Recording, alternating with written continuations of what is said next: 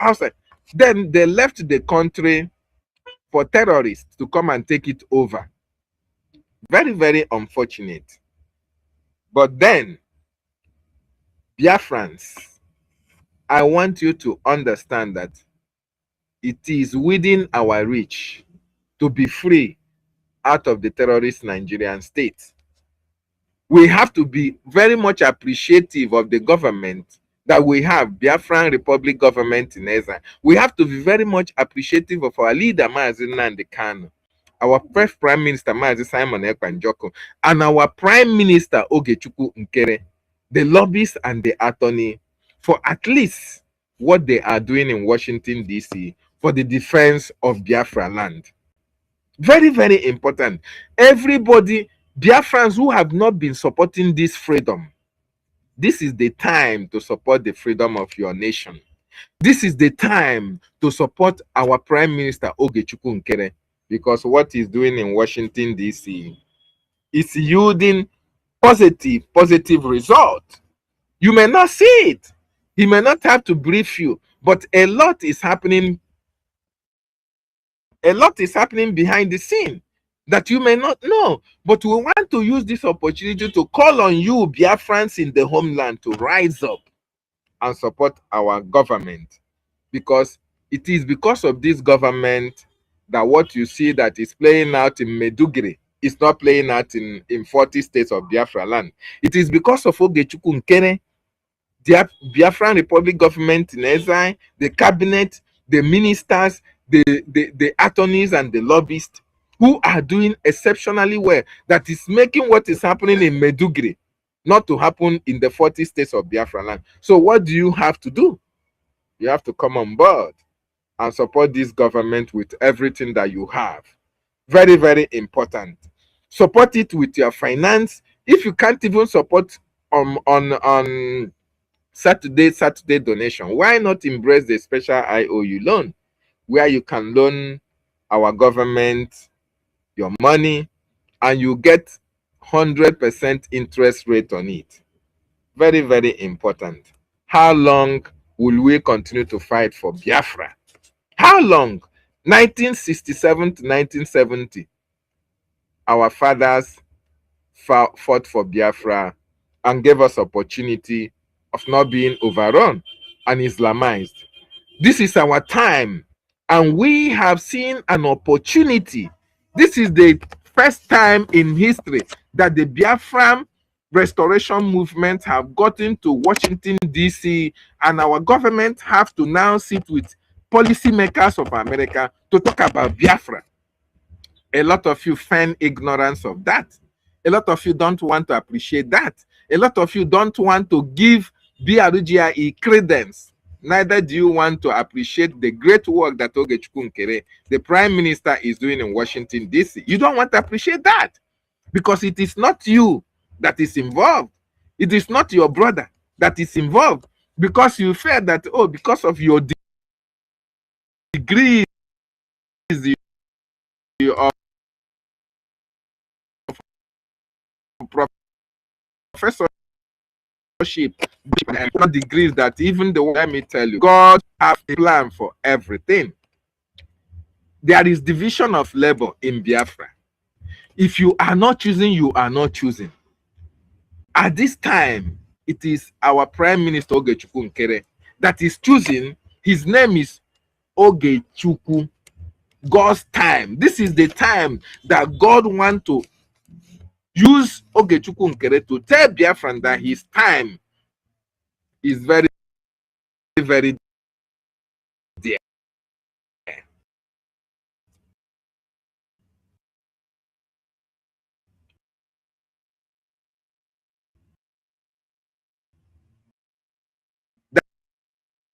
That his time is the best. And he chooses Ogechukwu Nkere for a time like this. So there is nothing you can do about it. You can feign of the this is the time for us, the government in exile, that able to finalize fight to end, because as it stands now, what is actually missing is finance. We need a lot of finance in order to equip the Biafran Defense Forces so that they can evade the terrorists in our land. The terrorism that we have in Biafra land is orchestrated by the Nigerian government itself. I want you to know that. If you want a confirmation, go and listen to the interview that Gumi has. Gumi wants to tell you that the terrorists are the ones that are in charge of Nigeria. They are the ones who the Nigerian government are using for terrorism. And Nigerian government know where they are. So when they tell you there is insecurity in anywhere in your community, I want you to know that it is the Nigerian government that is funding this insecurity. And in our land, there cannot be such insecurity as in Borno, as in Kebbi, as in Kaduna, as in Sokoto, as in Benin, as in Middle Belt, because of the actions and activities of the Biafran Defense Forces. And those forces have to be equipped with everything that we have. So Biafrans, this is an opportunity. We call on you to come and join the Biafran Republic government in exile in order to support our total exit from the terrorist Nigerian state. Thank you so much. I yield my mic. Wow, thank you so very much. Thank you for your submission. Yeah, please, 1 minute, please. And we will start to manage the time. Oh, it's already getting very late. I know somebody will say today is Friday. Oh, Guinea. I know. Yeah, I want to make an announcement. Where are you going? Da, da, da, da. Where are you going?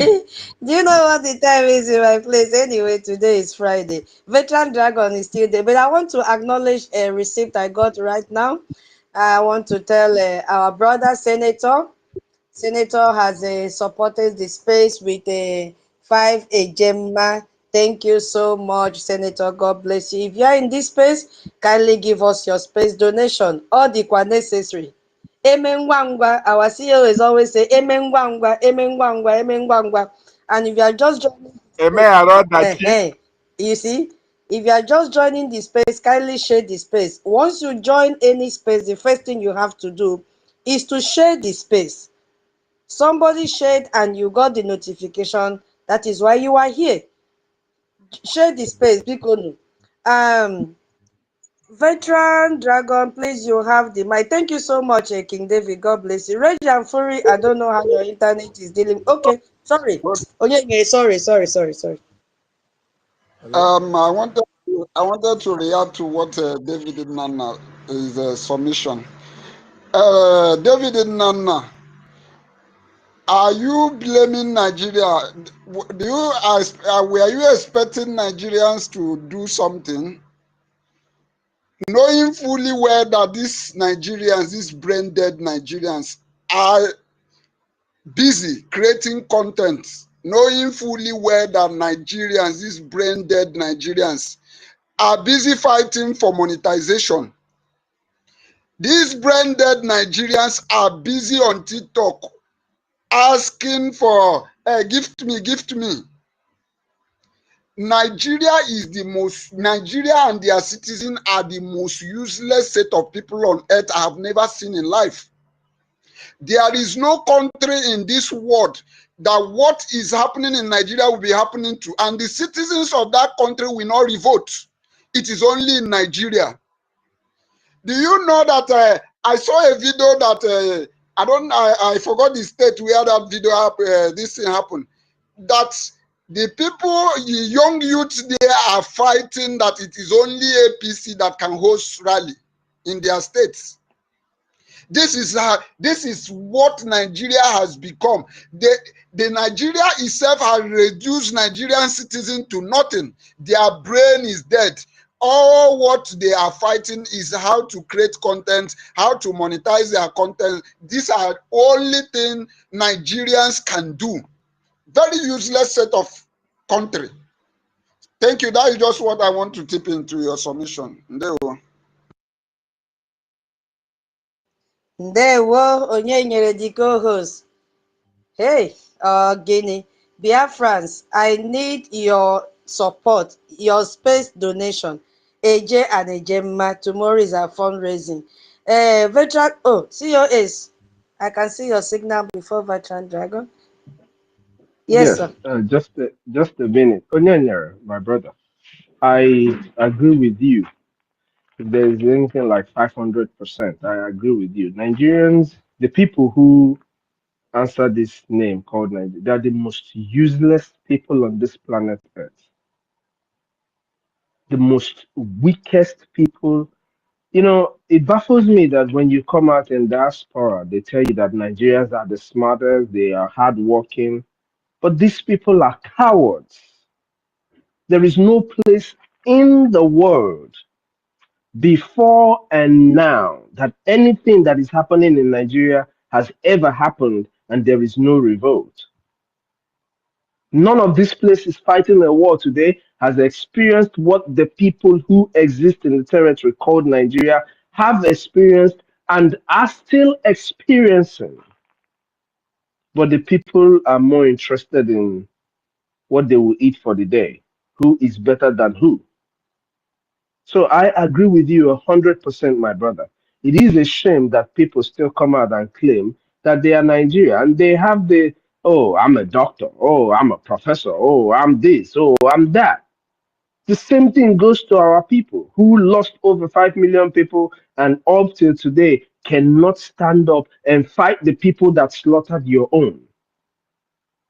Weak, chaotic mentality. That is what runs Nigeria. Thank you so much, Tutor. Thank you, our COS. Thank you. Veteran Dragon 2, are you there? Yeah, is my voice coming up, please? Yeah, it's a pleasure to have you. You have the Okay, mic, thank please. you. Okay, thank you so much. My tutors, thank you for hosting us and bringing us together. I appreciate you. I've always done that, and I've been learning so much from you, and I want to salute you. Thank you so much. My COS is like this is my first time of seeing you co-hosting, and it's an honor to us who are always trying to learn and come to this space. I think it means that we can never lack people, even when as busy as you are, and if there is any vacuum, you are ready to fill it. That is wonderful. I have, Veteran Dragon. yeah, Veteran Dragon. So yeah, sorry. You see, if there is any person, if there is any person that is supportive 100% in our spaces, is our COS. Yeah, it's not the first time. He is always there to assist when there is nobody to assist, and we really appreciate him. yeah. Yeah, so he has been doing that. Yeah, yeah, yeah. When you're talking about supporting, you don't need to tell me. There are things I know you don't know. So thank you so much for for saying what you just said. Anyway, I really appreciate him because uh, I discovered that at a point in time you were it's like you were looking for a co-host, and the way you just decided to take it up, it means a lot. It speaks a lot about his person. So COS, thank you so much. This war we are in, you have been contributing so much, and the Biafrans will never forget you. I appreciate you. Onye nwere, onye nyere. Eh, You know the grill. I salute you. Thank you so much. Every time you are with us, and you are always here. Thank you so much. Everyone is doing one thing or the other. My Eunice, our Deborah, I salute you. Thank you so much. Emeka, I salute you. Radiant Fury, I miss you a lot. And I sent my heartfelt condolence to you, and the Lord will strengthen you and all that you need to weather through The Lord is going to make it available. Just be strong. It is well. Professor David, thank you so much for all you do for us. Everyone here, Stanley, I salute you. Ben, thank you so much. So many of us here, NNAMDI, I salute you. Augustina, thank you so much. Elias, I salute you. Senator, so many of us, I salute everyone for coming around. Cyprian, thank you. Thank you, thank you, thank you. Let me salute our eternal leader who did a lot on our behalf. General Effiong, I salute you. Our first Prime Minister, we owe you a lot. Your sacrifices will never be in vain. Our Prime Minister, our Supreme Leader, thank you, who is today, to all the sacrifices you made, you lost your parents for this cause, but today we are hearing about 100 men when you already have the 100 men. Sometimes people are getting confused among themselves and it's like they are blind. They can't even see. Self-deluding themselves, causing confusion all about, everywhere. They should leave you alone wherever you are and until the Lord unites you back with us very soon. Thank you so much. Our current Prime Minister and active performing Prime Minister with the result, I salute you for all you are doing for us. Your work for Biafrans is indelible. Biafrans owe you a lot. You see, I want to come in from the last comment by Onyonyo, that why it is difficult for them to react even in the face of death. Because it is very strange and very, very, it is difficult to imagine why Nigeria should behave the way they are behaving. But one thing I have come to discover is the way the British amalgamated us, people of different diversities, and you see, today Yoruba man is in the power. If you want to rise up, just like what Igbo, you can see Igbo just changing overnight, and I can even hear. I don't know whether it's true or not. I'm still doubting whether he can say something like that. That anyone that comes to campaign in Yoruba land, that is Nigeria for you. So which means now that Yoruba man is in power, if you try to protest, they will tell you it is their turn. When Hausa man was there, or Fulani man, you want to protest, they tell you it is their turn. So this kind of country can never protest, can never rise up in the face of death. So if we continue to be in that system, that kind of country, let me tell you, all of us will perish. That is just what it is. Danjuma did not miss word. He said you will all die one by one. So Nigeria is just what it is because the people of different values, different opinions, different religions, different kind of people are just sandwiched together in a particular geographical location. So it is very difficult for anybody to rise up, to say anything. Even in the face of death, you can't do anything. Your neighbor will tell you that that is my brother that is in power. Very, very unfortunate. So the only option we have, the only alternative is just to vacate that place, get out of that place. Otherwise, everybody will perish. But I thank God for the choice we have made. And we are the only people that can say, even if in our own is doing what is wrong, even our own son is doing what is wrong, we can be able to say, you are wrong. It's only the Biafrans who can do that. And that's why Nigeria is what it is today. It's only Biafrans who can tell their leaders, their sons and daughters, you are wrong. Cannot do it. Even now, someone cannot do it. And that is why they cannot say anything. You keep on killing them on thousands, they will never be able to say anything.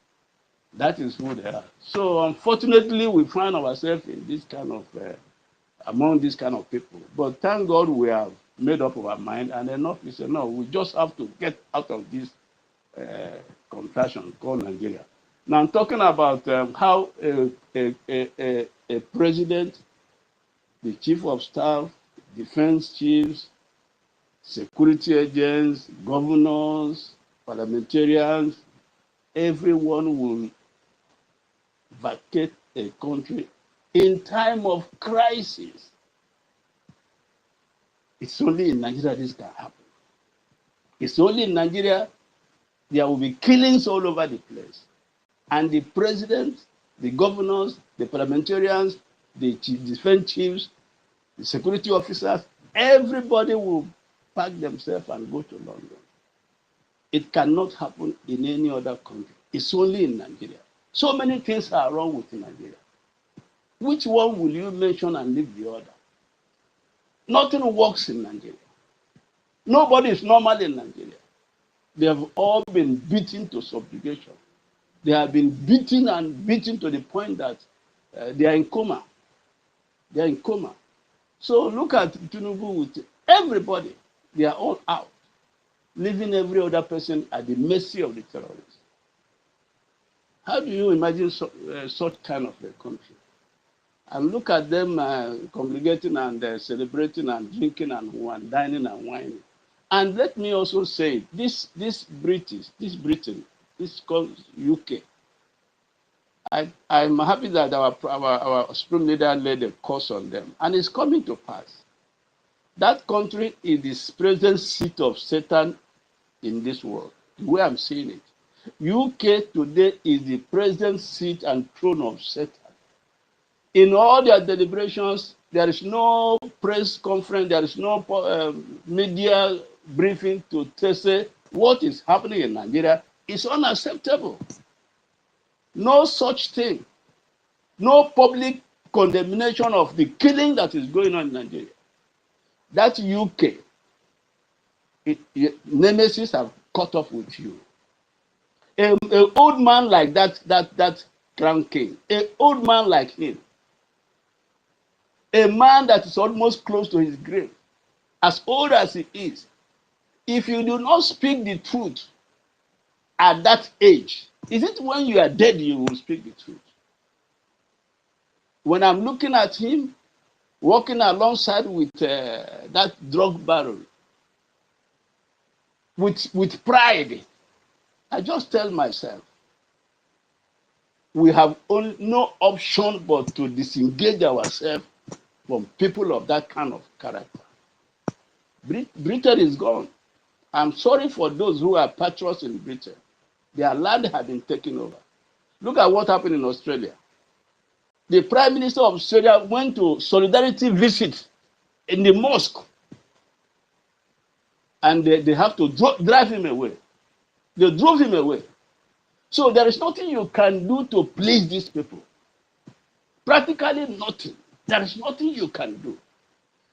That is why when I see what America is doing, when I see what Israel is doing, I am so glad. My heart is full of joy. And it must be done and brought to a conclusion.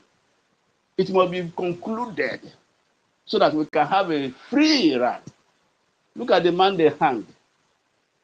A wrestler, young wrestler. So this is exactly a replica of what Nigeria is.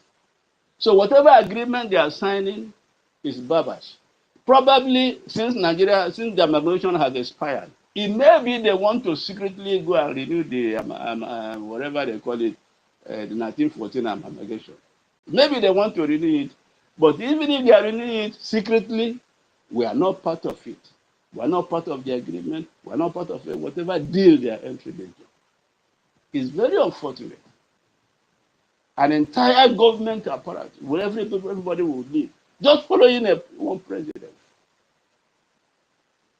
When their home country, where you are the leader, where you are the president, everywhere is on fire. And you just went there with your wife. And the wife, they say, is a pastor. Sometimes I look at people that call themselves pastors, and I get vexed in my spirit. Pastors are supposed to be the light bearers. those who speak the truth, those who call black black and call white white. But look at that woman. They are all in London. And that prince, that king, your country is gone. So what can be done to this country to remedy? Nothing. Nobody should think about any. What pains me a lot is when you look at our people, you see them still politicking, you see them going about talking about politics 2027. I look at it, I shake my head. I say, what kind of people is this? What kind of people is this?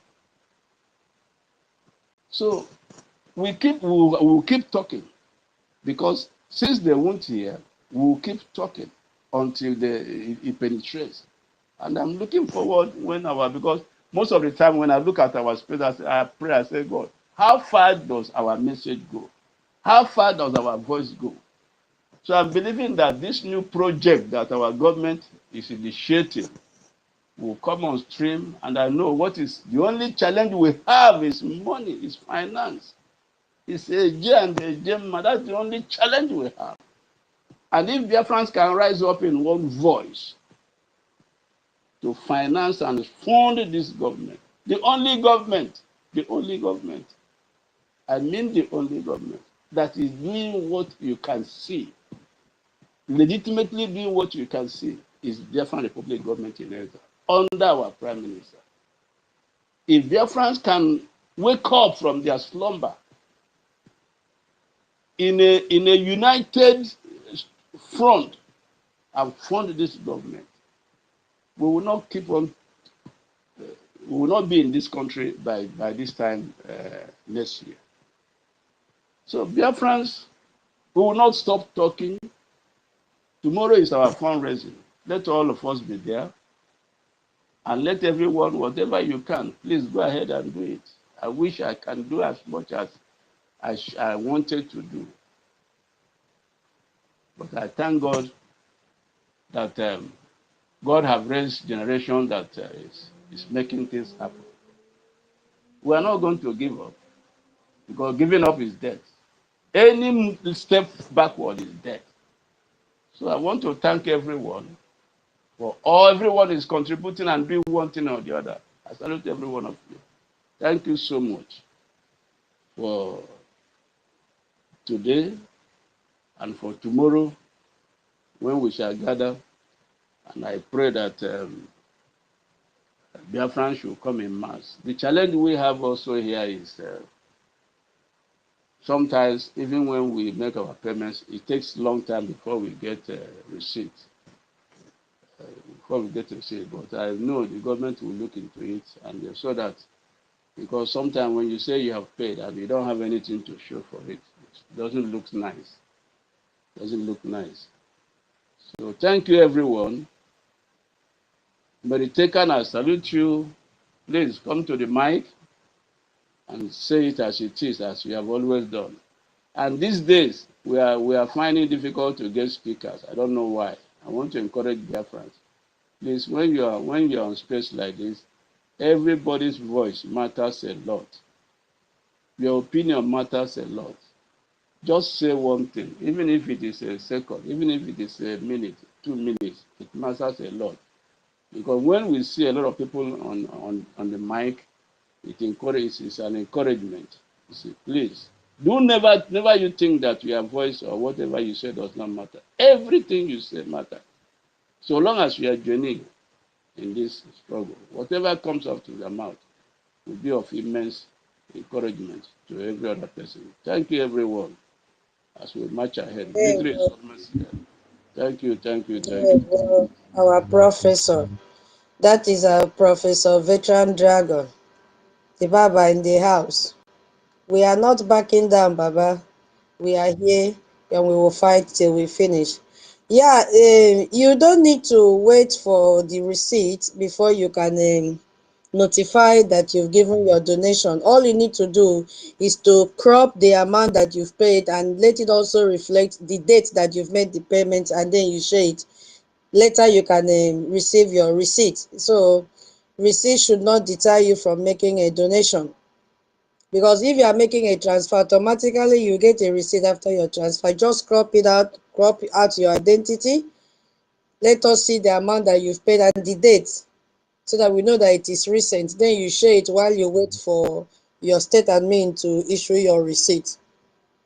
Okay, thank you so much. I'm still announcing. If you have anything to support us with, kindly do so and share your receipt. All your informations are confidential. Thank you so much. All right, so let's continue with the third agreement.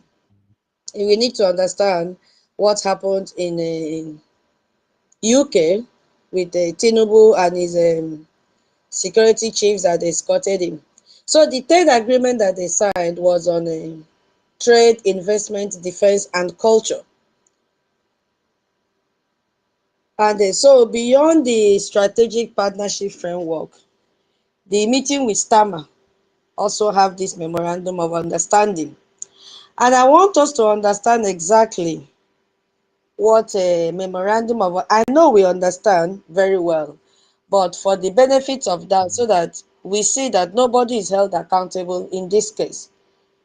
Because the Nigerian government will celebrate this as a concrete achievement, and most people will not know the difference. A memorandum of understanding is just a written statement of intent. It is not a legally binding contract, no. So there is no enforcement mechanism on it. There is no penalty for non-compliance, no timeline with any legal consequences attached to it. So it is a two governments saying, okay, we agree these are good ideas and we intend to pursue them. So the word intent is doing enormous work in that sentence.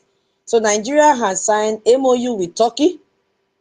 They have signed with Egypt. Anywhere they go, they must sign MOU. They have signed with UAE. They have signed with US. They have signed with China through BRICS alignment. And they've also signed with France. And now again with Britain. They signed the 2024, they signed in 2018. So each signing ceremony produces press release. They must make press release in any MOU that they sign. And each press release announces a new era. And then the security situation in Nigeria continues to deteriorate. So what is the essence of signing a MOU anywhere they go? Their own Chatham House says that any potential investments are unlikely to fix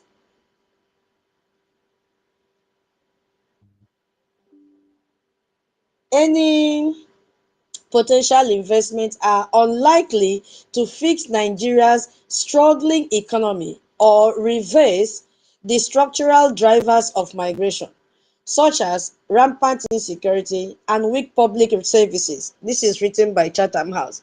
So that verdict from Chatham House applies to every MOU that Nigeria has signed this week and the ones they've signed previously. So the words in those documents do not stop bombs. It doesn't stop bomb. The ink does not protect any market in Maiduguri or in Biafra land during Ramadan or off-season or off-Ramadan or off-festive period. It doesn't. So that cultural cooperation of MOU does not even feed the families that have lost their loved ones or their business have been shattered due to terrorists. You see? So it's just an ordinary paper. So Nigeria has signed defense and security MOU with UK, multiple rounds and all that, but still nothing has changed. And that is why Chatham House said, no discernible improvement everyday security. They've not seen anything that has to do with the MOU that they have been signing year in, year out, anywhere they go. And King Charles said a lot of things during their visit. And if you go back and listen to it, King Charles opened his speech in Yoruba language. These people, they know exactly what they're doing. He said, "E káàbọ̀, ṣé dáadáa ni?" You see? We know the meaning of this. I hope you are well. And he greeted Tinubu in his own language to buy over his mind. Oh, and we saw the crowd that, clapped for him. This is a good diplomacy and a genuine warmth to some extent. And I'm not against it. They have to greet him in his dialect so that he will feel at home. And he said, I'm going to quote exactly what he said. He said, Nigeria hasn't, we need to listen to all the words, all the statements that comes from this Charles's mouth. Nigeria hasn't merely changed. It has arrived. And he said, yours is now a nation of over 230 million people, half of whom are under 18, with the energy, ingenuity, ambition, and resolve to address the great challenges of our age. Did you hear that? I'm going to read what Charles said. Nigeria hasn't merely changed, it has arrived. Yours is now a nation of over 230 million people, now half of whom are under 18, with the energy, ingenuity, ambition, and resolve to address the great challenges of our age. Nigeria has arrived, right? It's a very beautiful phrase that this man used. Now, hold it now to this next fact I want to say now. He said 23 of those 230 million have been blown up. Are you aware of that? We know 23, they were blown up in a Ramadan market. Out of the 230 million he's talking about, 23 have been blown up in Meduguri. 20 hours before he said those words, Nigeria had arrived at Windsor Castle while Nigeria was bleeding in Borno, while Nigeria was bleeding in Biafra land, while Nigeria was bleeding all over Nigeria land. You see what the man said? He praised Nigerian diaspora. He praised the Afrobeat, all the Nollywood, all the Premier League. He was praising them. And he made jollof rice for him, for them to eat. And he said he hosted Nigerians for a jollof rice and tea party at St. James Palace, and diplomatically couldn't remember whether it was Nigeria or Ghanaian or Senegalese jollof. He just said jollof rice. Which one in particular? He did not understand. And the crowd were laughing at him. What really struck me in what this man said was when he made this comment and said, because all those ones were pleasantries he was making just to, make them to calm down and feel at home, that they are in the UK, they are with the king and all that. He said, I do not pretend that those roots are without a shadow. There are chapters in our shared story that I know have left some painful, my people, this is the time that connects to Biafra. Let's pay attention to what Charles said here. All other ones were just pleasantry and greetings and all that. That is not my problem now. The statement he made next was, I do not pretend that those roots are without a shadow. There are chapters in our shared history that I know have left some painful marks. I do not seek to offer words that dissolve the past, for no words can. You see? So Charles acknowledged the colonial history very well. He said painful marks.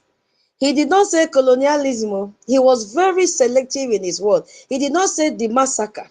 He did not say 1914, when Britain stitched us together. Incompatible peoples to save the British administrative convenience. He did not say that. He used the softest possible language, a shadow, painful marks, to acknowledge one of the most consequential acts of imperial restructuring in African history. He was dodging about using the exact word that he's supposed to use. And he went on to say the most important thing. He said, it was also a timely reminder of the importance of standing with you, and in us, strengthening your quick reaction forces, or in providing food, nutrition, and protection services in northern Nigeria. I'm reading what he said. When challenges disturb the age-old balance between these two communities. I'm going to read again what he said. He said, it was also a timely reminder of the importance of standing with you, and in us, strengthening your quick reaction forces, or in providing food, nutrition, and protection services in northern Nigeria. when challenges disturb the age-old balance between these communities. You see, he said challenges that disturbed the age-old balance between these communities. That is the King of England. Oh. That is his description of the jihadist massacre of Christians and the Boko Haram insurgency. Not terrorism, oh. Not genocide, not crisis. Challenges. He used the word challenges that disturb the age-old balance, as if the balance existed peacefully until some unarmed challenge appeared. He's very selective in his word. And he said the UK is providing food, is providing nutrition and protection services in northern Nigeria and strengthening quick reaction forces. And you know what quick reaction forces means? That means special rapid response military unit. So Britain is training Nigerian soldiers, and the king mentioned this at the end of one sentence of a state banquet, framed as warmed partnership, rather than acknowledging the scale of the humanitarian catastrophe underneath it. So the king mentioned the word security in a general sense, and he mentioned interfaith dialogue. So he and Tinubu met British Christian and Muslim community leaders earlier that day. And you could also see the wife entering the, what do they even call that place, to go and preach. And he was quoting the Bible. He bought a very new Bible to go and shine in the UK. A woman that just owned Bible for the first time, but she claims she's a pastor. He did not make mention of the almost 5,000 people that died religiously motivated violence in Nigeria in 2025 alone, according to the report from Watchdog, US Watchdog. He did not make reference to that. He did not say, okay, 23 people died in Medjugorje last night. Why did you still come? Why didn't you cancel your visit? He did not make mention of Lee Sharibu that was kidnapped from school in 2018 that is still in Boko Haram captivity. He did not make mention of NNAMDI KANU, their own citizen, that was sentenced to life imprisonment. No. Never. He did not. Because a sensible king will ask him, nah, you would have cancelled this thing. Now, if it happens in my country, I will cancel the visit because your citizens' life and safety is more important. You need to mourn with your people like every other president will do. Why did you come? But guess what Tinubu answered him? Tinubu said, thank you. He thanked the king and the queen for their warm generosity, and he called the Windsor Castle a symbol of continuity, indirectly praising the evolution of British institution. And Tinubu said, they literally a genius, I'm quoting what he said, of William Shakespeare and other writers such as Charles Dickens has enriched and shaped the English language. Listen to what Tinubu said.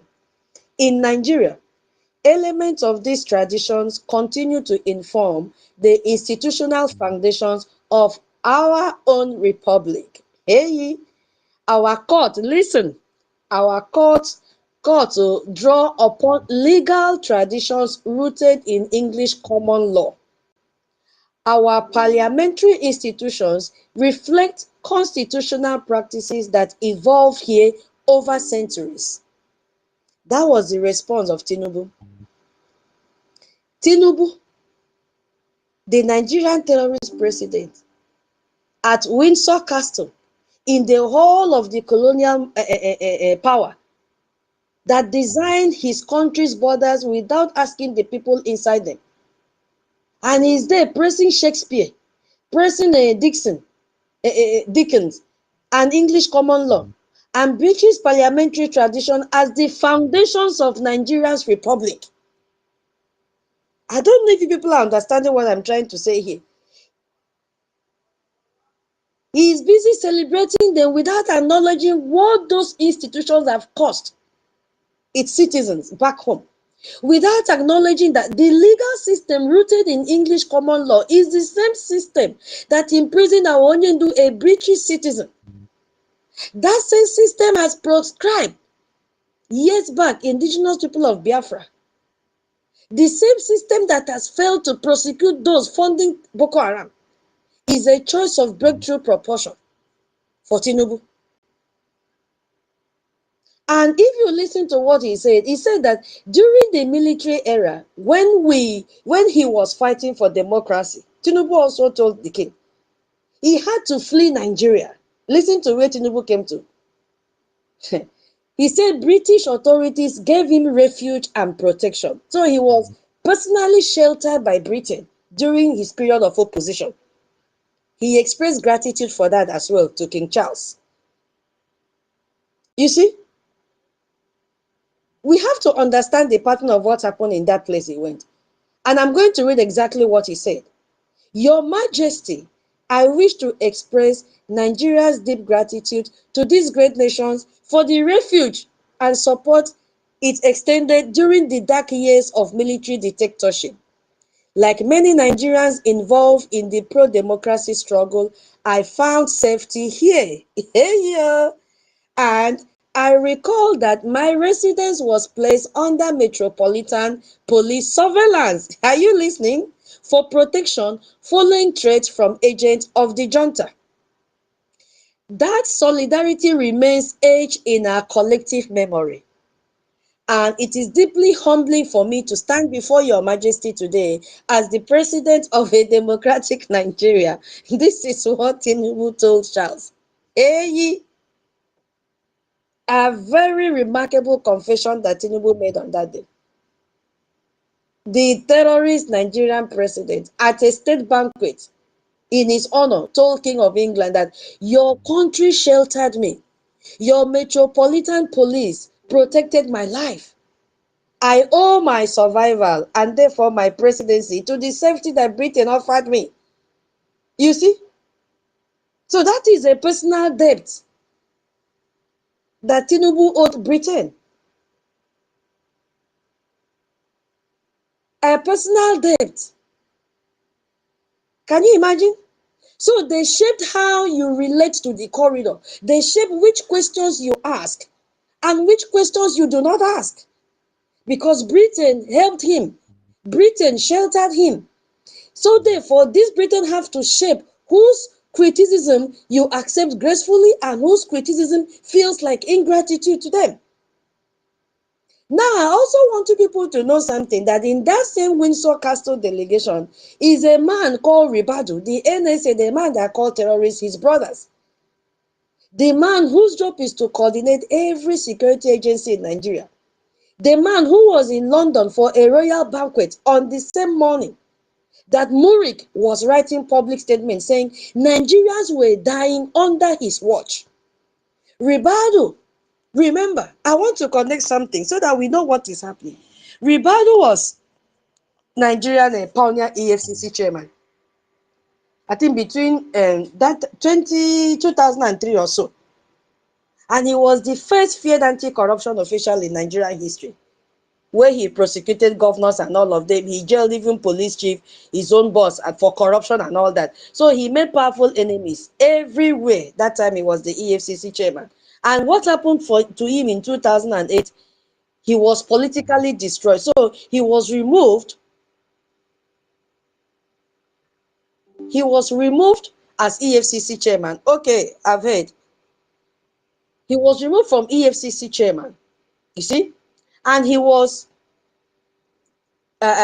forced now to leave Nigeria after he was removed.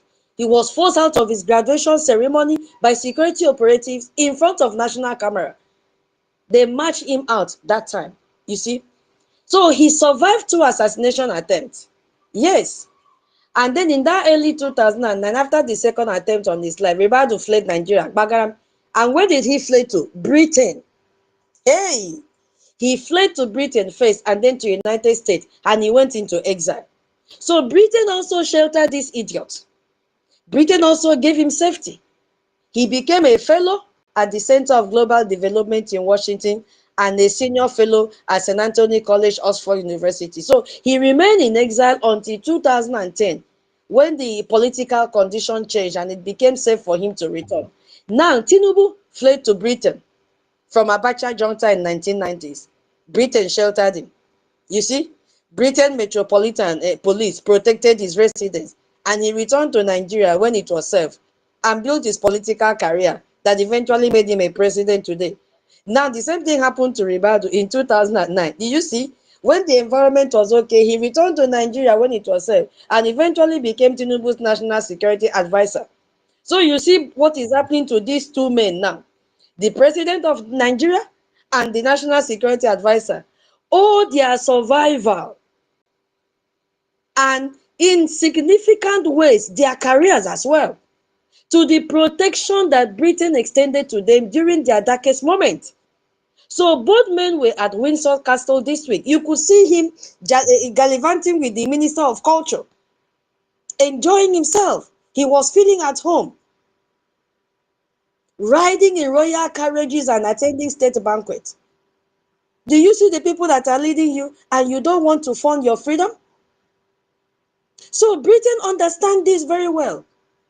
Britain has centuries of experiencing managing its relationship with former colonial territories in ways that create exactly this kind of structural dependence.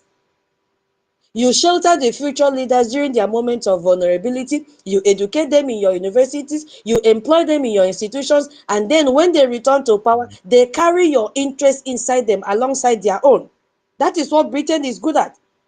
And Matthew Page, a former US Department of Defense official and a fellow at this Chatham House, said something very direct about Ribadu appointment as National Security Advisor. If you go back and read his article, he says, appointing credible figures to key positions is a time-honored tactic that kleptocratic regimes around the world use to inoculate themselves against domestic and international criticism.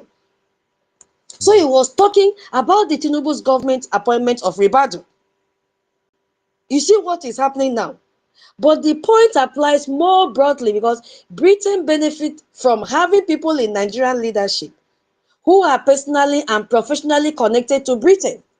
So those connections are not conspiracies. They are, they are not even secret arrangements. They are just the ordinary consequences of who fled where and who was sheltered by whom.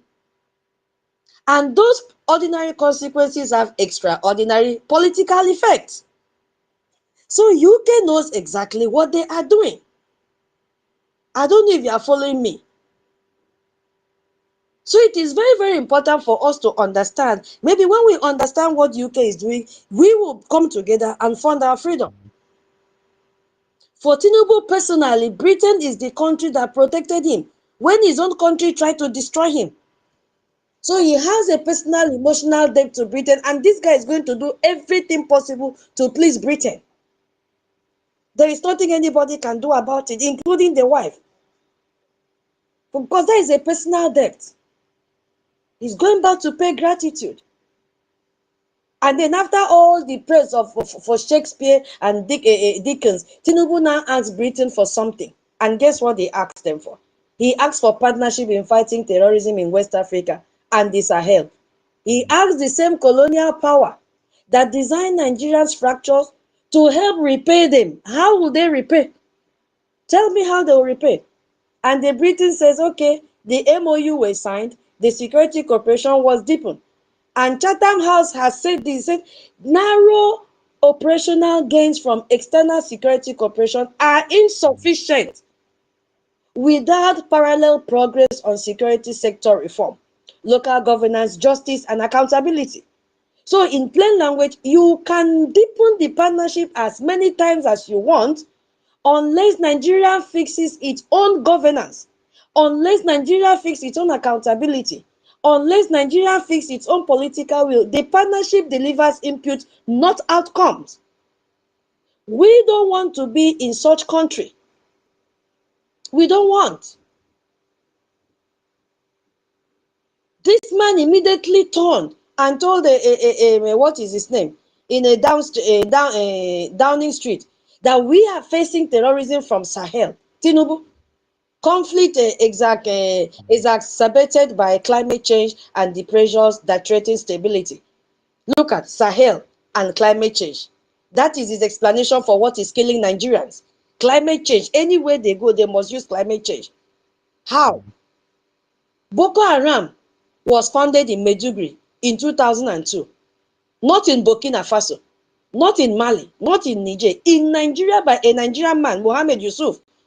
who was preaching in a Nigerian mosque, radicalizing Nigerian young men, receiving funding from OIC, receiving funding from Iran, receiving money from Nigerian politicians. And its first attack was on Nigerian soil years before a single military coup happened in the Sahel. So the Sahel crisis this man is talking about, the coup that happened in Mali in 2020 and 2021, and the one of in Burkina Faso in 2022.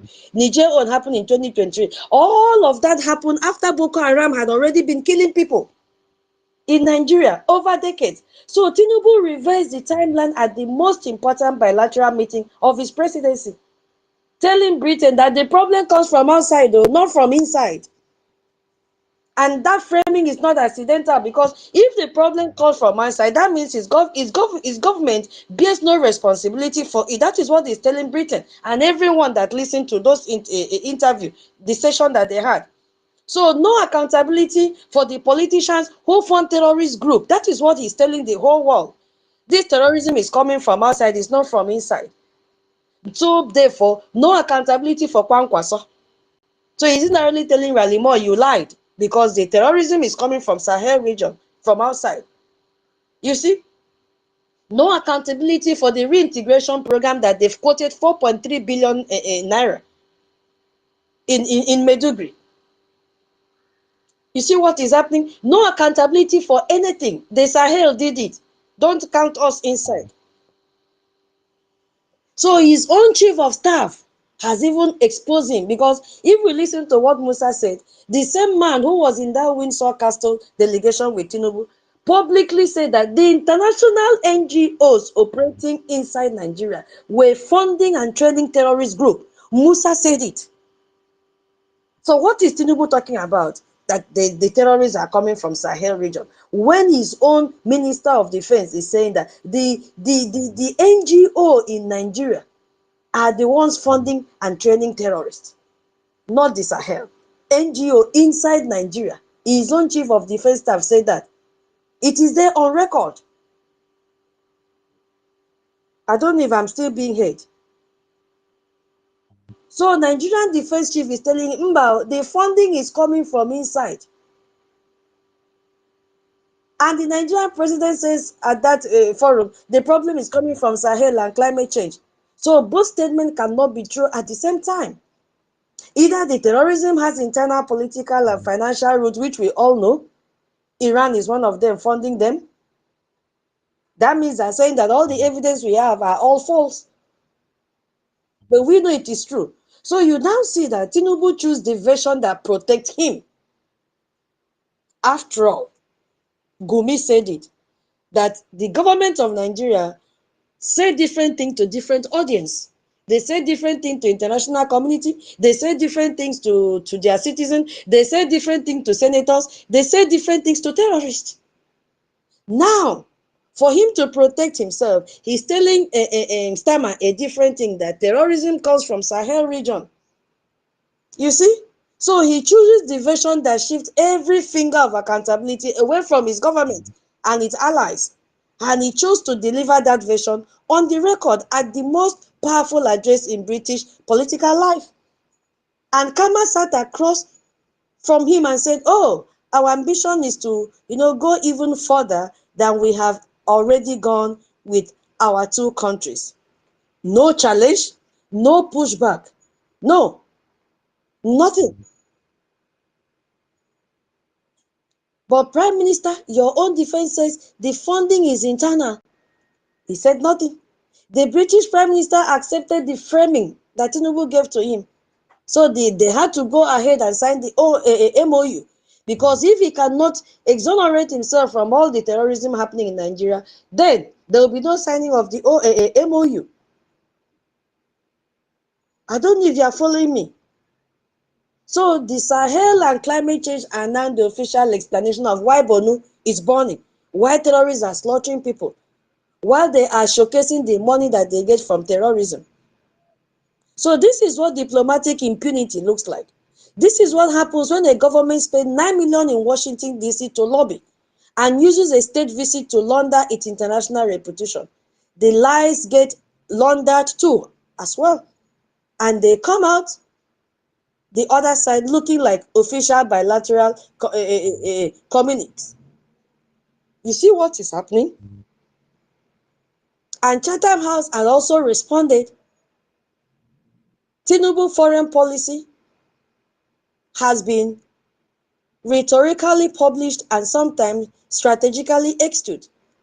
But nearly 3 years into his office, the key question is whether this visibility-driven foreign policy has delivered domestic gain. So far, the president's prominent international profile has not. He said nothing has changed since Tinubu took over office.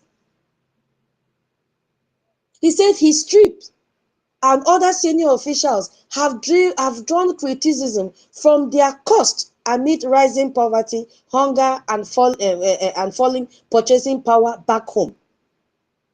Chatham House had to put up the cost of the trips of all of them that went with Tinubu.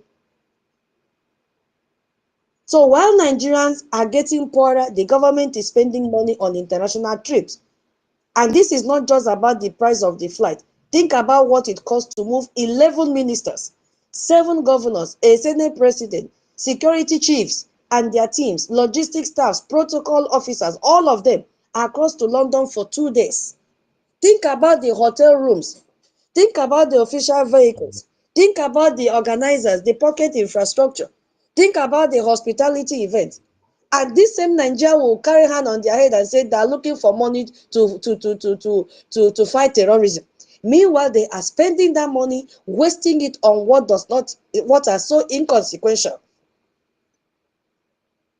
While Tinubu was in London, they were busy donating rice, 1,600 bags of rice, to get votes.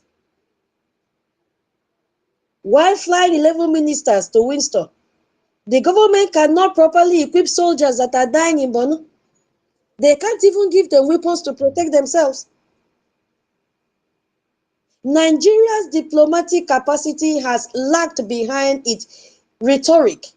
Ambassadorial appointments have been slowed or seen as politicized, weakening diplomatic capacity to implement the administration agenda.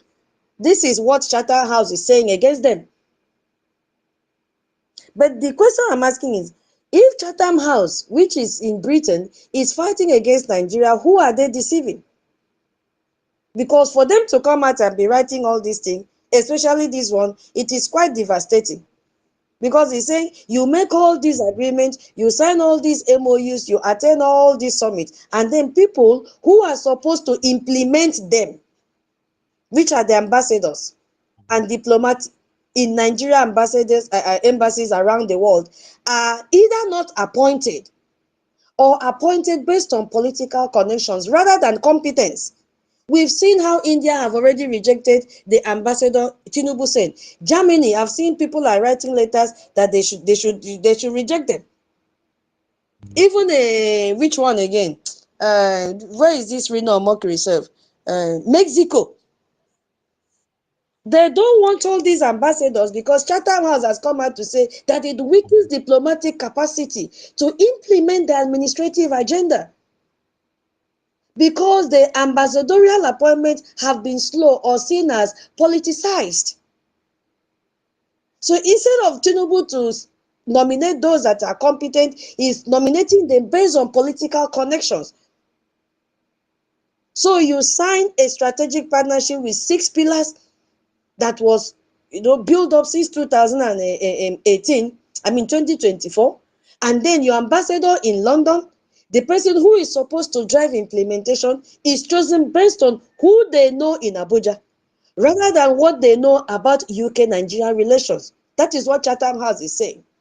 So the building is constructed with grand architectural plans, but nobody qualified is hired to maintain it. I don't know if you are hearing me. So that is what Chatham House is exposing to the whole world, degrading all the ambassadors from Nigeria, that they are not fit for those positions. Why would you appoint people based on political connections rather than competence? So he said for many Nigerians, the combination of subsidy removal, the valuation and tougher taxation with weak safety net recalls the shock therapy of the late 1980s, when IMF aligned reforms under General Babangida produced lasting social cost. And if you look at the comparison that Chatham House is doing, it is extraordinary, because Chatham House is comparing Tinubu's economic reform to the IMF structural adjustment program under Babangida. We still remember that program, structural adjustment program, that they say begin to eat 101 or 011 or 001. So it's comparing it to that Babangida time, policies that are widely regarded as having devastated the Nigerian middle class with the 101 or 001. So the Tinubu government removed that fuel subsidy and devalued Naira. Why are we still crossing our legs, allowing ourselves to be in such a country when we have all that it takes for us to leave Nigeria and build our nation? All we need is a J and a Gemma. Just a little push. A little push is what we need. And Chatham House says, I told you that we are going to use this Chatham House article, because it is a Britain article, to help them to expose Nigeria. Yes. Chatham House says poverty remains high, food insecurity has risen, household spending remains weak, and credit remains expensive for small firms. Growth is concentrated in capital-intensive sectors such as finance and ICT, while agriculture remains constrained by insecurity and structural bottlenecks. That is written by Chatham House. So inflation is falling on paper, but food insecurity is rising in practice. We can see how people are dying of hunger. But if we have our own nation, such things will never happen, because God has given us a good soil, a good humus soil. Whatever we put in our soil grows very well. We harvest it, we eat good food, not genetically modified crops. We can do it. We can do it. All we need is a J and a Gemma. Because all that Chatham House has put together affects Nigeria, not us. But remember that we are trapped in Nigeria. Even if you plant your crops in Nigeria, bandits will destroy it. You can't even harvest. But if we have our nation, we can plant, we can harvest. There is nothing that they will not release their cows to come and graze on our crops. But you are sitting down. You don't want to fund your freedom. Charter House said something. Let me tell you. You see, the no victor, no vanquish policy, no reparation for the Biafran side. Our business assets and bank accounts that has been seized during the war were not restored. They were not restored to us. And it is time for us to leave Nigeria. Our professionals who had fled are still roaming out there. We want everybody to return home. We want to go back home. Nigeria has been sold. You know, an academic study published in 2025 noted, and I'm going to quote this carefully. He said that the Southeast has the lowest number of states and local government areas of all the 6 geopolitical zones. And in Nigeria, states and local governments are the basis for sharing federal resources. So the Southeast gets the least resources because it has the fewest states.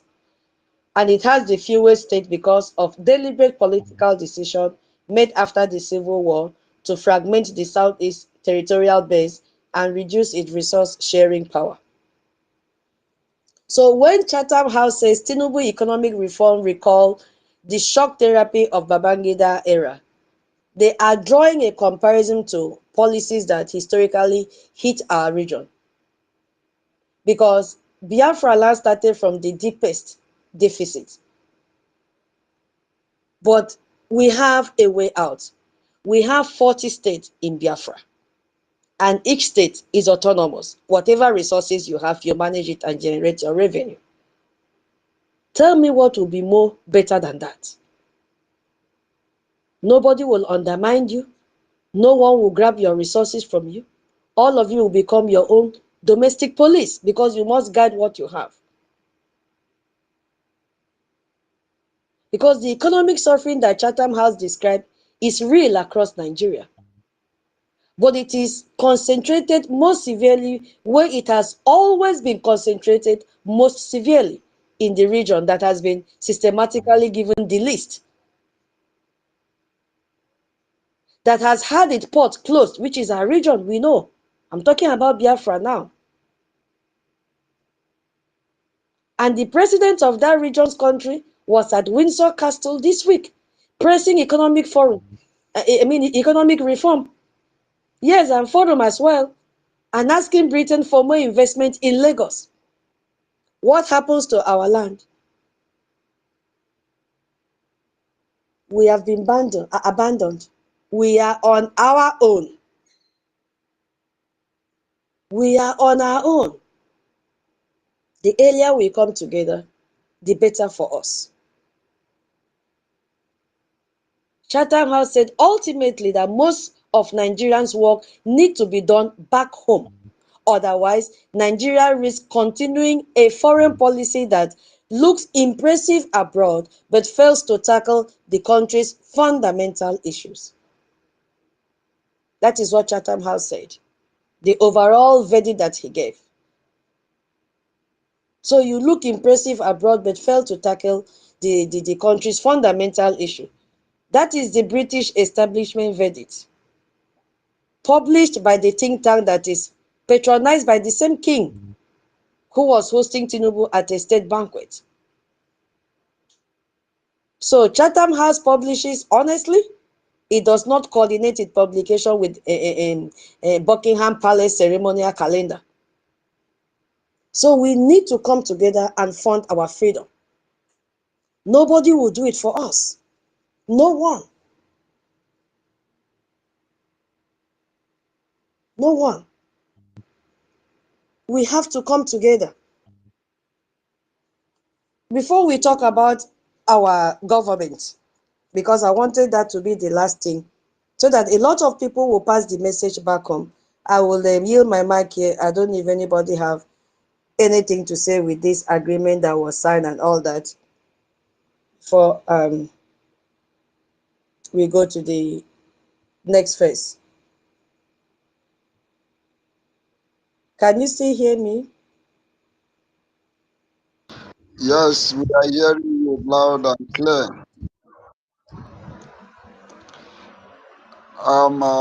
COS, our COS, do you have anything to say? Mazi David Nana, are you here? Do you have anything to contribute on that regard? It's like they are not around. Yeah, it's okay. If nobody is there, maybe we can. Okay, you can continue. I don't have any. The only thing I would like to say about Okay. the only thing I want to say about this UK, this Chatham House, or whatever they are being called, they are partners in crime with Nigeria. Forget about all these things they are writing on the pages of paper.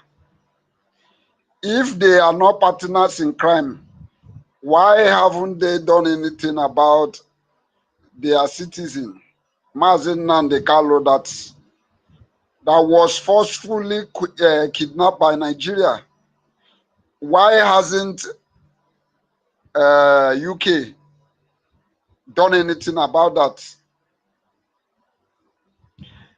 You see, these people knows the game they are playing. They are seeing that there is a wave that is about to shift. And they are seeing what America is doing and how it's going to change some certain things.